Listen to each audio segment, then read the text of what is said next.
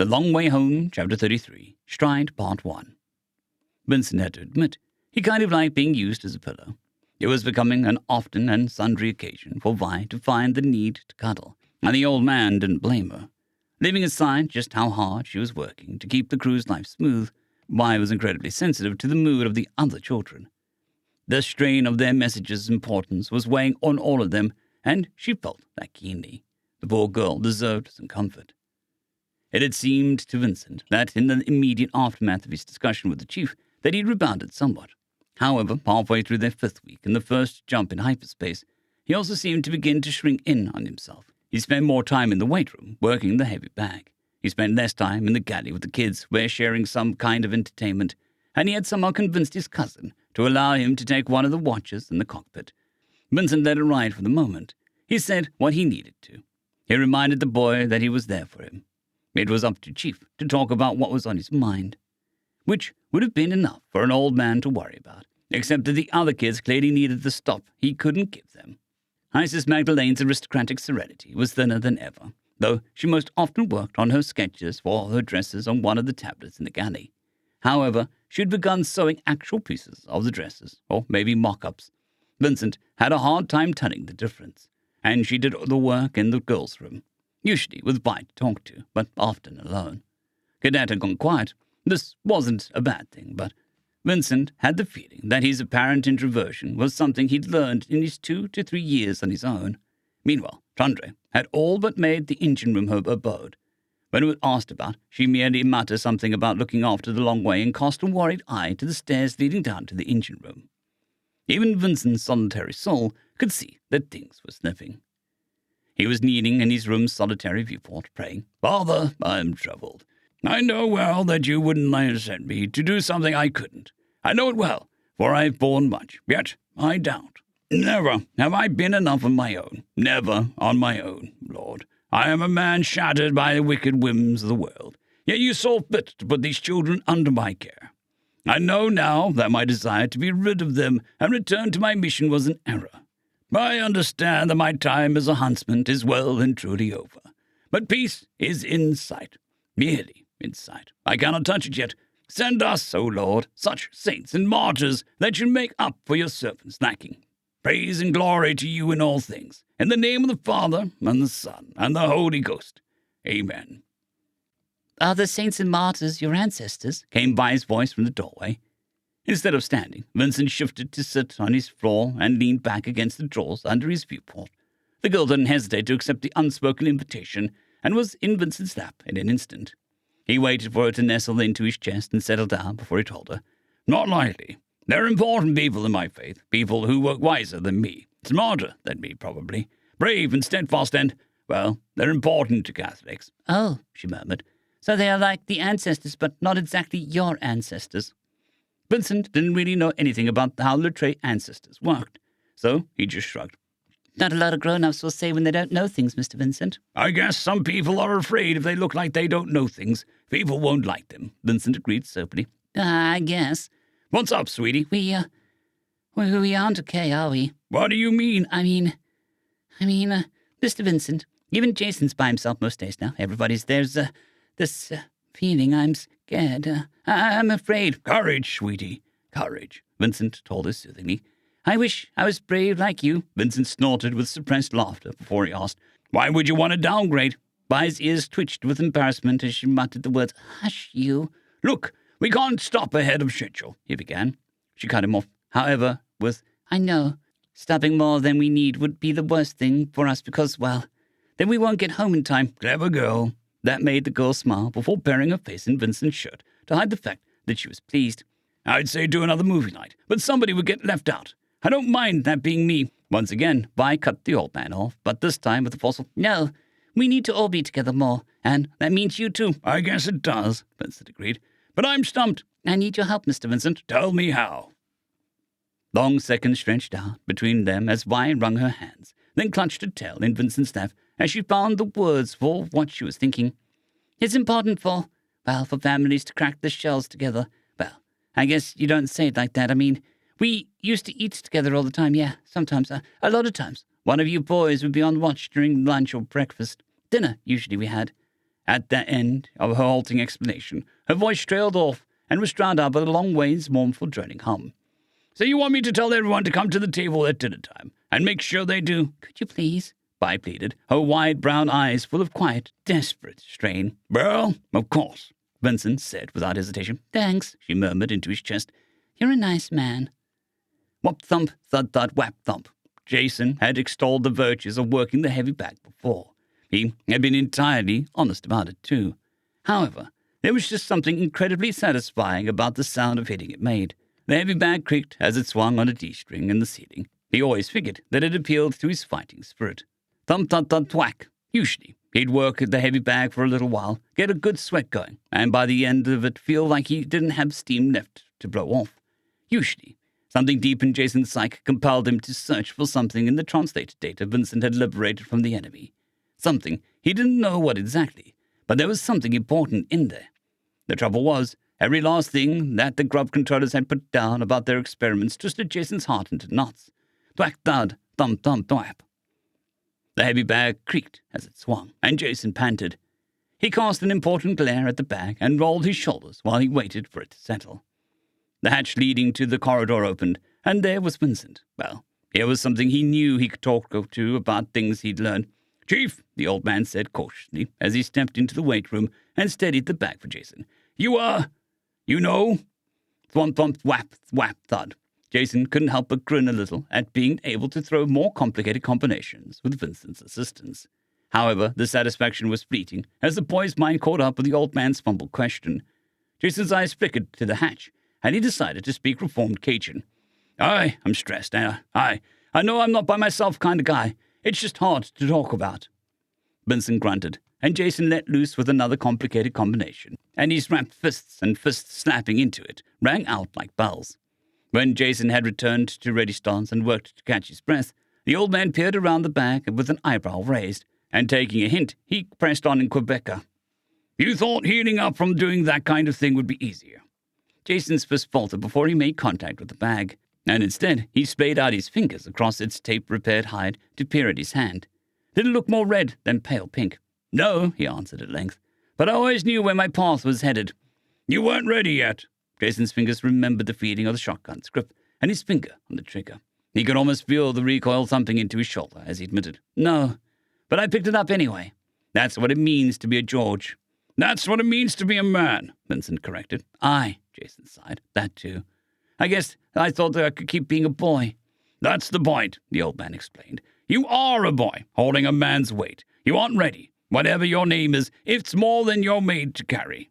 Jason furrowed his brow and asked, Who else? Just me, the old man sighed. I'm sorry, I wasn't enough. With a sudden speed, Jason lashed out in the bag with a kick hard enough to thump Vincent lightly in the bag through his grip before he said, Don't talk yourself down like that. It's more than a boy should be able to carry. I say it's too much for a man to do alone. Jason's skull faltered as his rumbling chuckle escaped from the old man. Fair enough, Chief. Fair enough. Then a serious note crept into Vincent's voice as he continued. But I'm no fool either. We had our chat. You were regulating. And now you're here trying to punch something out of your head. What changed? Know your enemy, Jason said, and all of a sudden the weight of knowledge came crushing down upon his slender shoulders. His knees trembled, and his hands shook. His back ached, and even so, he remained unbowed. What do you need to know? They use the grubs, they want our people and our friends, and they're coming. That's more than enough for anybody to carry. I'm working on getting an info packet together. There's a lot in there that isn't really that important, tactically speaking, and I guess I'm a little paranoid. But I figure that we will want something that we can send off in under a second, Jason explained honestly. Then, under his adopted uncle's critical gaze, he more honestly admitted, plus, there's something important in there. I don't know what it is. Running down cold trails can drive a man crazy, Vincent said softly, and Jason saw an old, unhealed ache behind his mournful eyes. Cal, Jason asked of a sudden impulse. The silence between them stretched out, and the sound of his own heart pounding filled Jason's ears until Vincent choked out, Yes! Jason found himself with nothing to say to that, and once more silence stretched out between the pair, in the pale light of the long ways weight room. I'm sorry, he muttered once the grief, worse than grief as it was mingled with forlorn hope and uncertain despair, became too much to bear in silence. I hope you find him. Vincent grunted by way of acknowledgement, then abruptly changed the subject. It's about dinner time. You should go rinse off all of that sweat. Don't worry, I'm not skipping meals. I'll eat. You're missing the point, the old man sighed. You need to come to dinner. It's important. Jason wanted to press the issue, but there was a quiet insistence behind what Vincent was saying. He cast his mind back and realized that he hadn't actually had a single meal where everybody was present for the last part of the meal. Aye, he agreed, as he started to unwind his wrappings. It's important. One rinse and change of clothes later, and Jason was sliding into a familiar seat beside Trundray in the dinette. For the first time in too long, Jason ran his eye over the crew to really see them. Isis Magdalene sat with poise and regal serenity, but somehow took up as little space as possible in a seat beside the wall across the table from him. Cadet's feathers popped out, then slicked back as he clicked his beak and peered around the room, without letting his avian gaze fall on any of his crewmates. Trundray fidgeted beneath the table and kept her eyes downcast, familiar signs of exhaustion in her. Vincent's ears were laid back, and his eyes were full of worry on whichever of the children they fell on, and they drifted towards Vi most often. Nerves had her rounded ears twitching, and her powerful rudder tail slapping the deck almost constantly. She scrambled to and fro to get dinner served, as if it would run away if she wasn't fast enough, and her eyes shone with unshed tears no matter how hard she tried to blink them away. Once she had all of the dishes on the table, she clambered onto her seat beside Jason, and he began to dish up while being careful not to jostle her as she pressed into his side. "Dinner's ready," she muttered. "Thank you, Vi," Jason pointedly told her. "It looks great." "It doesn't," she fairly moaned. "but it tastes okay. Thanks anyway." Isis Magdalene finished filling her plate and quietly told her, "It is my thought that taste is of greater import than appearance." A weak smile broke on Vi's face, and Cadet merely told her, "Thank you for dinner." It seemed to Jason that there was some tension behind his words. Trundray looked at her empty plate for long seconds while the rest of the crew began eating, so Jason started dishing her up. "Speed is of the essence," she whispered. "She begs for speed. More speed." "Eat," Jason told her with a prod in her ribs, "or you'll be fed." Trundray jumped in her seat and stared around the galley, as if she just realized where she was, and when her eyes fell on her full plate, she seized a fork and began to eat straight away, with muttered thanks. "After all those times you told Jason off for working too much," Cadet scornfully scoffed. "I knew it. Maybe somebody should make you take care of yourself." "That is none of your business," Trundray snapped. "I'm regulating." "You care more for the engine than—" Cadet began to heatedly accuse. "The Long Way is a good ship," Trundray shouted. "Don't you dare insult her." "You're the one who told me that the crew is what makes the ship alive," Cadet retorted with feathers furiously standing out on end. Trundray was drawing herself for another heated report. Jason was moving to put restraining hands on her shoulder. Vincent was turning to regard Cadet with paternal reproach, but they all froze at the sound of a sob breaking from Vi's overlooked seat. Her plate clattered to the floor as she fled across the galley to the girls' cabin, leaving the trail of tears. The door slammed. The whole crew jumped in surprise, and the muffled sound of the girls sobbing wrung Jason's heart. Jason squared his shoulders and slid out of the dinette with words, "I'll go talk to her." There was a stirring at the table, and he rounded on his cousins and waggling an accusing finger between them. "You two stay put." Cadet's feathers slicked down in ashamed obedience, while Trundray flashed lilac and muttered something about cleaning up the spill.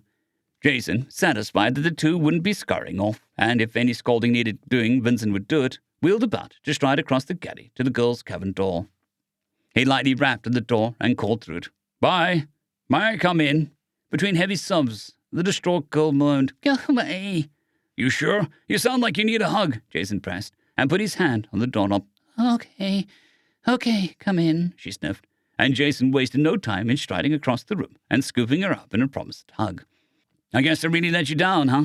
he asked as she snuggled into him fiercely. "No," she cried. No. You always say everything's bad is your fault, and that's wrong." Jason settled on the lower berth and cradled the young girl in his lap before he gently said, "It's kind of my job to keep the peace aboard, and I just wasn't paying enough attention." "So," she sniffed, "you're worried about something big, and you're working hard on something. We can all see it, so I thought I could just work a little harder too. Everybody would be happy, but dinner." "That was fine. The food isn't the issue. You're doing the best with what we have, and just ask Stratton how well I know how to cook. So far as I figure things, you're magic." A giggle mingled through sobs as Vi squeezed her arms around Jason's middle a little more tightly, and she said, "Shush, you." "I mean it. If I tried doing your job, there'd be a mutiny for sure." "Shush," she said, giggling, beating out the sobbing for the moment.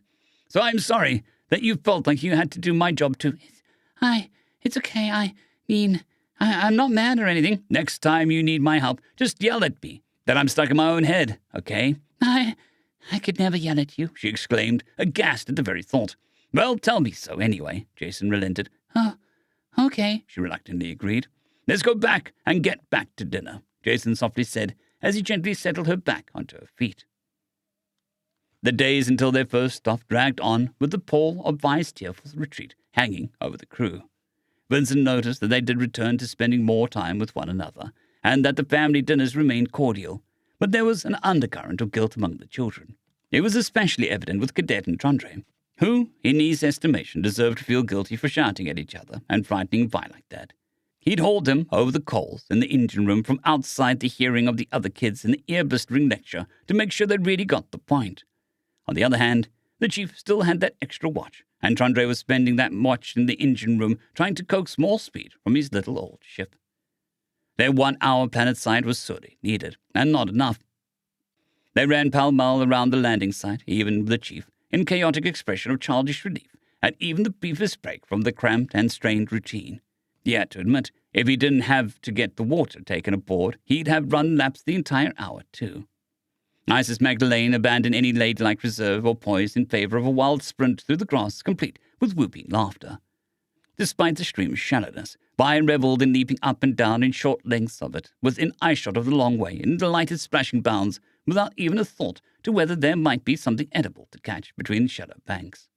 Meanwhile, Trondre threw herself at the grass to lie in the warmth of the alien sun, while Chief sprinted laps around the long way, while Cadet flew such laps in the air above him. They needed it. Hell, Vincent needed it. Vincent found himself more than a little worried the recovery wouldn't stick. However, as they set out on their second leg of the final sprint, they all seemed to be in good spirits.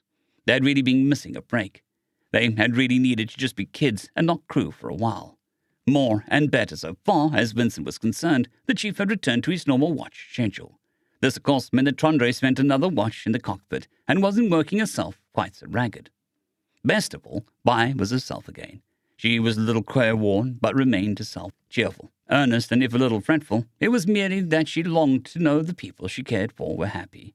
The Natrakel, rather than seeming to scramble frantically, had returned to her normal scamper with a slightly playful spring within. Vincent believed that the chief returned his attention to the people, rather than letting his worry over the mission swallow him. This had resulted in quiet conversation that he facilitated between Cadet and Trondre that he happened to overhear. Vincent was taken of a sudden urge to inspect his armory, and upon descending to the engine room, he found the chief saying to Trondre, "Go on, tell him." The children gave Vincent a glance. He shrugged and shuffled over to his armory and unlocked it, and they must have decided that his presence wasn't an issue. Vincent by no means cocked an ear to eavesdrop as Trondre muttered almost inaudibly, "I'm sorry."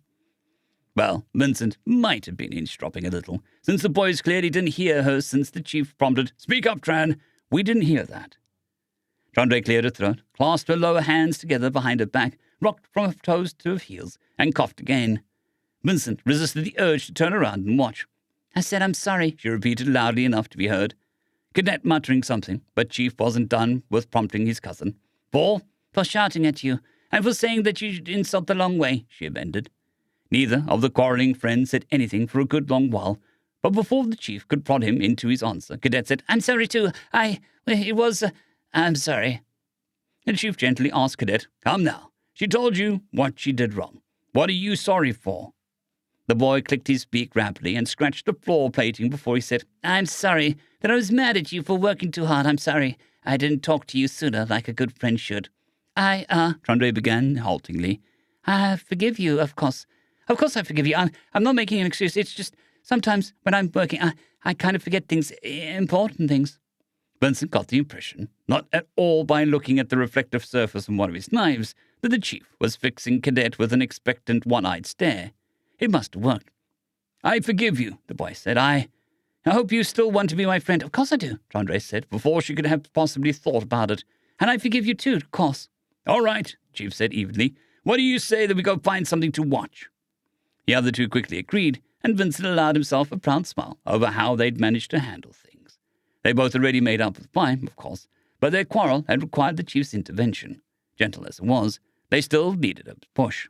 Even so, he let pride warm his heart as he satisfied his urge to check over the Maintainers' weapons.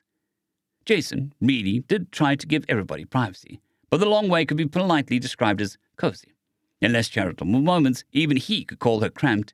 Knowing multiple languages helped, but in truth, it was the thin veil, since it wasn't as though how to speak a reformed Cajun or seafarer's negotiations were secrets. The best anybody could hope for, to have a private conversation, was to go into a room that the other person had to be in, and take advantage of their shift at a particular duty. This was complicated sometimes, but that also happened to be one of the places Jason liked to go relax. And Cadet didn't mind it when he sat quietly with him while he stood watch and ran his piloting sims.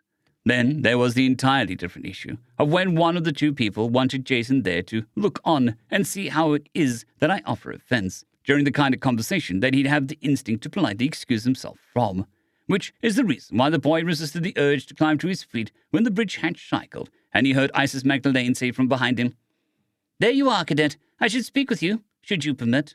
"Whatever," Cadet said, with a backward glance towards her before he said, "I don't mind him here." "Then I shall offer no objection," Isis Magdalene answered immediately, as she shimmied into the narrow space beside the co-pilot's chair and the starboard wall to kneel beside it.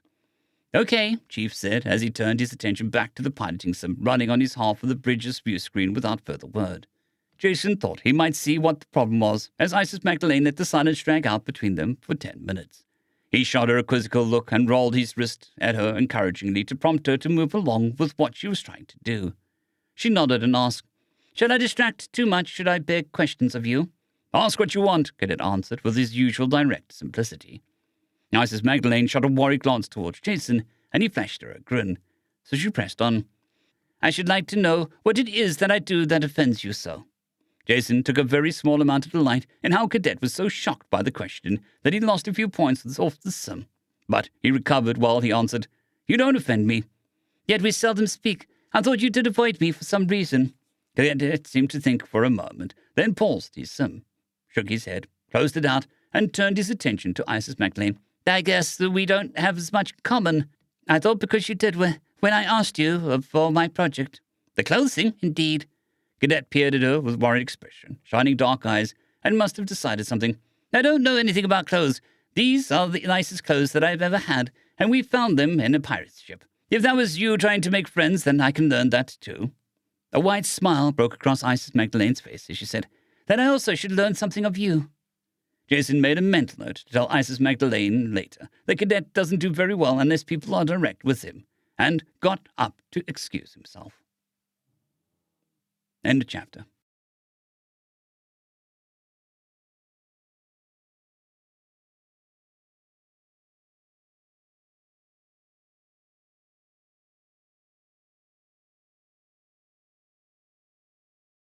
I'd quickly like to thank our Tier 5 channel members, Casper Arnholt, John Creighton, Manatharia, 050, Dragzoon WRE, and Elijah Silvercross. Thank you very much.